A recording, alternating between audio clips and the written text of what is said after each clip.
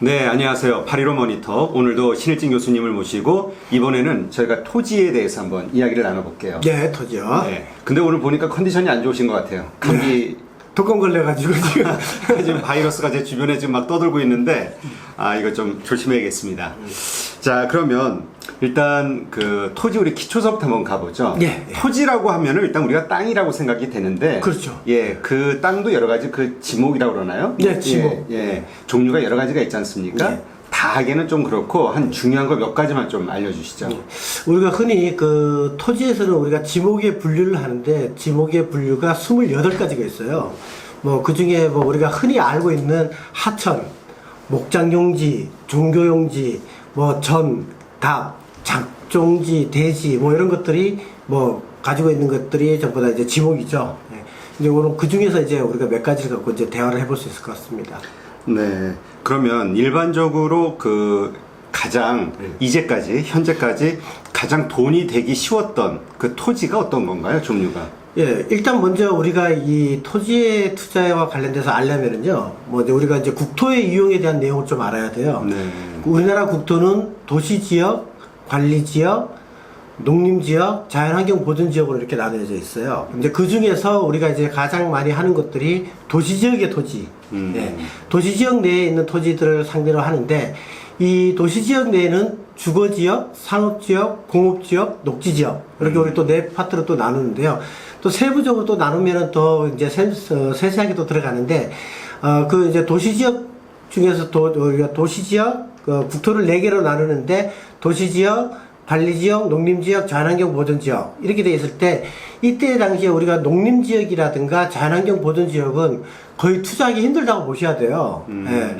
그리고 이제 그 중에서 이제 관리지역, 이제 관리지역에서는 우리가 이제 보존관리, 생산관리, 그리고 계획관리지역이라고 있는데 그 중에서 우리가 일반인들이 가장 쉽게 투자할 수 있는 지역이 이제 그 계획관리지역입니다. 네. 이제 그런 식으로 좀 나누어서 할 수 있는 게 좋을 것 같아요. 네.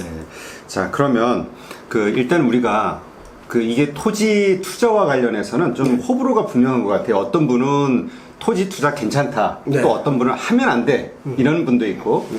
장점과 단점이 뭐가 있을까요? 제가 그런 거죠. 해도 괜찮다 해서 내가 재미를 봤다. 이런 분들은 대부분 이제 도시지역에 관련돼 가지고 투자를 하신 분들이고요. 그 외에 이제 하면 안 된다. 예, 이거는 경험 있는 거예요. 뭐 예를 들어서 이제 우리 조상님께 물려받았던가, 그 물려받았던 거 보니까 뭐 자연환경 보전 지역이었다. 국립공원이었다. 예, 나중에 봤더니 세금으로 땅을 다시 가져가더라. 자, 이런 경우는 네. 우리가 기본적으로 투자하면 안 되는 곳이죠. 네. 그래서 우리가 처음 토지 쪽으로 이렇게 진입하시는 분들은요, 가급적이면 하지 말라는 부분은 안 하는 게 좋아요. 그 기본이거든요. 그래서 이제 도시지역의 토지 중에서도 우리가 이제 여러 가지로 나눌 수가 있겠지만, 도시지역 내에서 전답은 투자에도 가치가 있어요. 왜냐면 나중에 개발을 할 수 있거든요. 그랬을 때는 이제 높은 수익을 많이 낼 수 있는데, 대표적인 케이스가 이제 뭐 평택이라든가 하남, 이번에 개발됐었던 지역들 보면 전부 다 도시지역에 논밭이었어요. 근데 그래서 평택에는 그런 얘기도 많이 나왔었죠. 뭐, 개도 10,000원짜리 물고 다닌다고. 그래요? 네. 그런 지역들이 이제 도시지역 내에 있는 토지들은 그렇게 이제 도전해 볼 만하죠. 그렇군요. 일단 어쨌든 돈이 되려면 일단 개발되는 토지를 잡아야 되잖아요. 그렇습니다. 예. 토지라는 게 뭐 가만 놔둔다고 뭐 저절로 땅이 오르는 건 아니고 그게 뭔가 다른 목적으로 사용이 돼야지만 그게 가치가 있는 거니까. 그렇죠. 예. 그렇죠. 예. 그 개발 용도, 그러니까 개발이 될 수 있는 토지를 어떻게 구별할 수 있나요? 일단은 우리가 이제 국토의 이용에 관한 계획에 관한 법률에 보면은 공시를 하는 경우가 있고요. 공시 전에 알 수 있는 방법들은 사실 그걸 알면은 사실 누구나 다 돈을 벌겠죠. 그런데 우리가 그 도시를 개발해 나가는 경우는요, 순서가 있어요. 무조건적으로 이렇게 개발하는 것이 아니죠. 일단 대중교통이 좀 만들어져야 돼요. 예. 그 대표적인 케이스가 우리가 지금 이제 지하철이 이제 외곽으로 순환하는 지하철을 만들지 않습니까? 자, 그런 지역에서 만약에 토지를 투자를 한다. 그럴 때는 일단 기본적으로 평지, 낮은 거 평지를 기준으로 찾으시고요. 또 하나는 이제 지하철역이 설만한 곳들이 있어요. 네. 그런 것들을 찾는 방법 중에 하나가 이제 관공서를 끼고 있느냐, 마을이 갖춰져 있느냐. 예, 이런 것들을 같이 이렇게 복합적으로 크로스를 해볼 수가 있는데, 이제 이런 것들을 쉽게 알 수 있는 방법은 이제 우리가 그 빅데이터를 이용하는 방법도 있어요. 그 이제 GIS라는 프로그램을 가지고 토지의 경사도라든가 건축물 정보들을 올려서 거기에서 어느 지역에 지하철역이 들어설 수 있는 가능성이 있는지. 자, 이제 이랬을 때는 대부분 이제 지하철역을 기준으로 해서 반경 5km 이내. 예, 그러면 예를 들어서 관공서 기준으로 반경 5km 이내에서 이렇게 한번 도전해 보시면 초보자들이 투자하기에는 예, 미래 가치를 충분히 볼 수 있을 겁니다. 근데 이제 지금 말씀하신 어떤 그 빅데이터 분석을 하는 건 개인들이 하기는 좀 어려울 것 같고요. 네네. 그렇죠? 개인들이 조금 더 이렇게 쉽게 그 접근할 수 있는 방법은 없을까요? 찾아가 보는 거죠. 아, 역시. 네, 찾아가 보는 거죠. 임장은 왜 부동산 투자에 있어서 가장 중요한 건 임장인데요. 우리가 이제 그 빅데이터와 관련된 거는 이제 많은 교육기관들이 생겼어요. 네. 저도 좀 있으면 이제 책이 나오는데 아마 다음 주쯤에 나올 것 같아요. 아, 그래요? 네. 어. 그 이제 나오는데 그거를 것들을 이제 연습을 해서 테크닉이거든요. 연습을 해보고 나중에 그런 것들을 이렇게 활용해 보면 되고요. 자, 이제 현장을 찾아가셔가지고 가장 먼저 확인해야 될 것은 관공서들이에요. 관공서, 그리고 버스 정류장이 밀집된 곳. 예. 우리가 지방 같은 경우는요, 지하철이 없고 이런 공간들에서 토지를 투자하실 때 가장 기본적인 게 뭐냐면, 대중교통이 한 군데 밀집되는 지역이 항상 있어요. 아, 그래요? 예, 안 그러면은 그 외곽에 있는 사람들이 시내를 가지를 못하거든요. 자, 그런 것들을 우리가 다음 지도 같은 경우를 이용을 하거나 하시면 그 버스 마크가 나와요. 네, 그 버스 마크를 이렇게 하나씩 찍어 보시면 가장 많이 몰린 곳들을 찾을 수가 있습니다. 우리가 이제 토지를 구입을 할 때 보면은 뭐 임야가 됐든 아니면 지금 말씀하신 농지가 됐든 뭐 여러 가지 있지 않습니까? 네. 예, 그런 것을 살 때 보통 그 사면서 큰 수익을 낼 수 있는 법이 그걸 용도 변경을 하는 것이다 이런 얘기가 있거든요. 네. 요거에 대한 이야기 좀 해주시죠. 이 용도를 변경한다는 건 그게 사실 쉬운 건 아니에요. 아, 그래요? 예, 그거는 법률적인 조건에 의한 거고, 그 용도를 변경하기 위해서는 국토부 장관까지 올라가는 아주 중요한 사례인데요. 실제로 그 상암 DMC의 일반 주거 지역이 있거든요. 거기 그 지역을 지금 준주거 지역으로 용도를 좀 변환해달라고 하는 그 청원을 계속 내고 있는데, 지금 벌써 한 5, 6년 됐어요. 아직도 안 되고 있는 이유가 뭐냐면, 그 용도를 변경을 하게 되게 되면은 토지의 가치가 상승되는 걸 누구나 다 알게 돼요. 네. 그리고 거기에 대한 건폐율이나 용적률이 다 높아지거든요. 자, 그랬을 때 발생하는 문제가 있기 때문에 여러 가지 환경적인 요인 때문에 그 용도 변경하는 거 사실 쉽지 않고요. 우리가 쉽게 말하는 지목 변경이라는 것들은 좀 있죠. 네.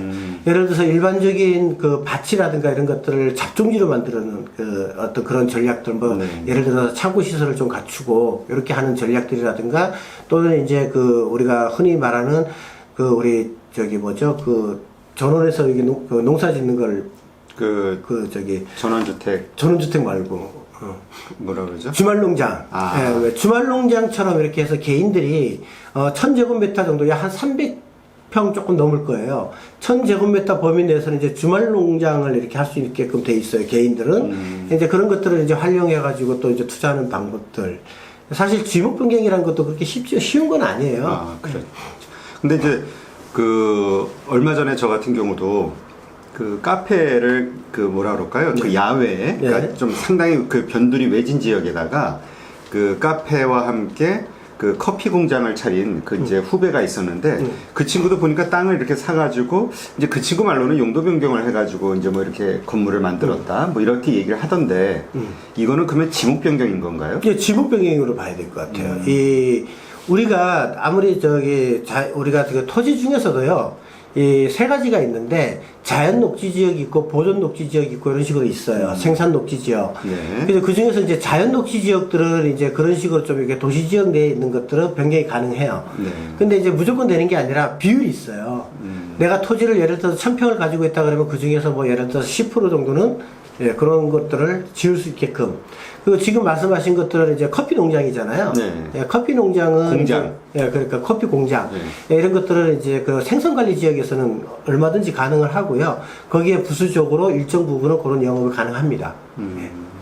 그러니까 좋은 방법이죠. 그런 아, 거. 그렇죠. 그러니까 그게 결국은 또 땅이 가치가 상승할 수도 있는 거죠. 그게 만약 그렇죠. 지목 변경이 만약 성공이 됐다면은. 그렇죠. 아, 대단한 전략이 되겠죠. 아, 예. 근데 보통 그런 지목 변경을 한다 그러면 어떤 과정과 절차가 필요한가요? 아무래도 이제 지목 변경에 대한 절차는 일단 각종 지자체에서부터 시작을 해서 그 단계에 대해서 올라가야 되기 때문에 그거는 또 서류상으로 굉장히 좀 복잡해요. 여기서 여기 다 설명하기 사실 좀 어렵고요. 네. 일단은 지목 변경에 대한 신청서를 내야 되죠. 지자체에다가. 그리고 나서 그 다음에 이제 여러 가지 그 이제 법적인 절차들에 의해서 예, 그 신청을 해야 되는 거고. 네. 그래서 대략 한 그 기간이 뭐 다 똑같진 않겠지만 어느 정도 걸릴까요? 보통 한 3에서 6개월 정도? 아, 근데 생각보다 많이 안 걸리네요. 그 정도는 쉽게 됐을 때 얘기죠. 쉽게 됐을 때. 가능했을 때.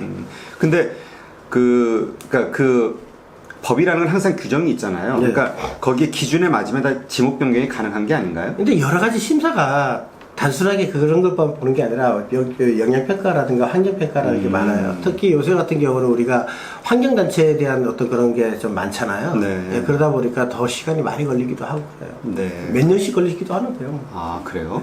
근데 지금 말씀하신 아까 그분이 말씀하신 것처럼 야외에다가 커피숍을 하고 커피 농장, 커피 공장을 했다 이런 경우는 그 대지에 한해서 어느 비율 정도까지는 가능을 합니다. 제가 얼핏 그 정확하진 않은데 20%라고 얘기를 들은 것 같은데. 네, 비율이 조금씩 지자체마다 달라요. 아, 그래요.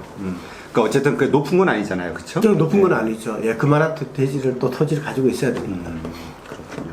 자, 그러면 지금 이제 현재 시점 있지 않습니까? 현재 뭐 지금 부동산 하락기라고 볼 수가 있고 우리 지난번 계속 이야기 나눴던 것처럼 그래서 이러한 시점에 과연 토지 투자가 시기적으로 적절한가 아닌가에 대해서는 어떻게 생각하세요?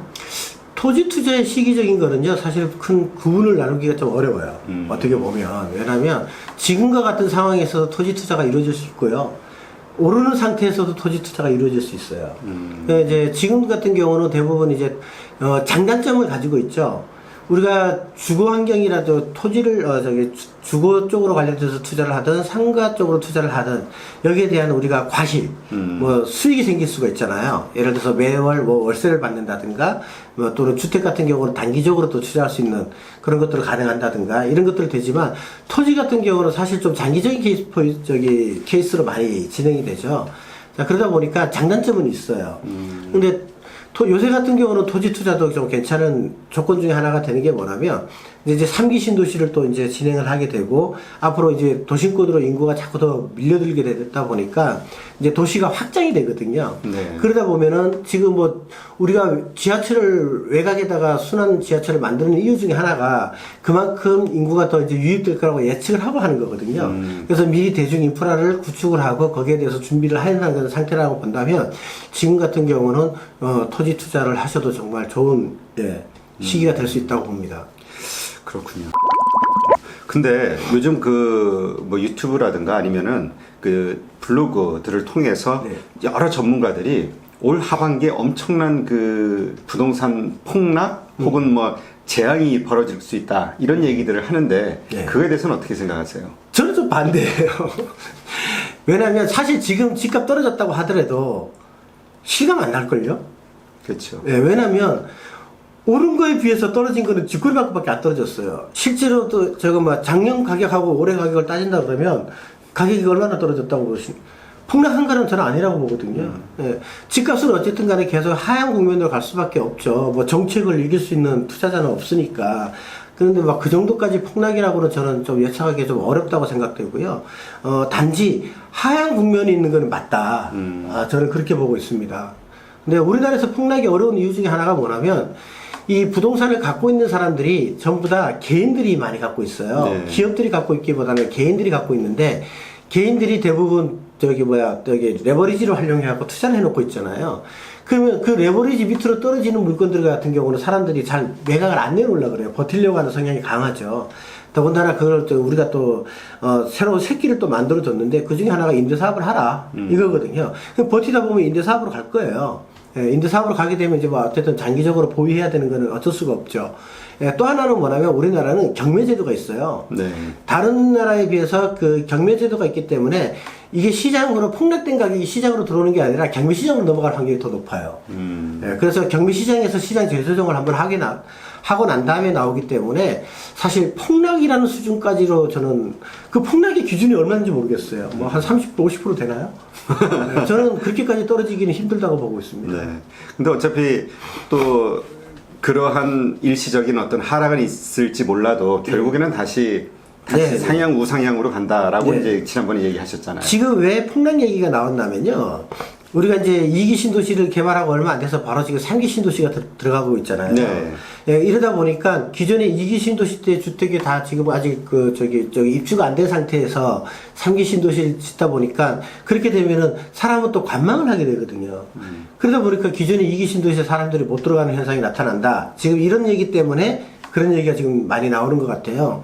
그리고 이제 경기 상황이 좀 이제 계속 또 안 좋은 방향으로 가고 있고 금리 문제도 지금 좀 계속 왔다 갔다 얘기가 나오고 있기 때문에 그런 생각을 많이 하시는 것 같은데 제 개인적인 생각에서 본다 그러면은 주택가격이라는 게 폭락에 대한 것을 사실 우리는 좀 조건이 좀 안 맞고 그러다 보면은 상기 신도시 이후에는 또 다시 또 이제 조정 국면을 가서 다시 또 이제 상승할 수 있는 조건으로 간다라고 보고요. 어쨌든 부동산이 너무 많이 깊이 좀 오랫동안 침체가 되게 되면은 정부에서는 또 견딜 수가 없죠. 그렇죠. 예, 그렇게 되면은 다시 또 이제 완화하는 조건으로 해서 예, 조금씩 이렇게 또 변화돼서 나갈 거라고 생각합니다.